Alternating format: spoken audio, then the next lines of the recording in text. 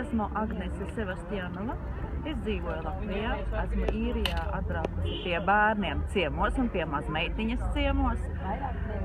Attiecībā uz dzīvošanu īrijā, Latvijā palīdzēšanu, katrā ģimenē ir savs stāsts.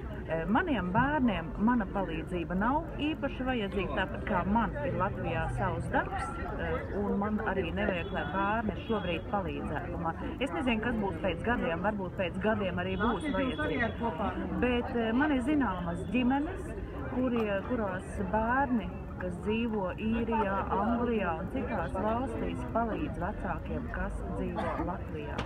Sevišķi tas varbūt vairāk attiecas uz tiem pensionāriem, kas ir pensijas vecumā un kam tas darba stāžs ir padomju gados iegūtais.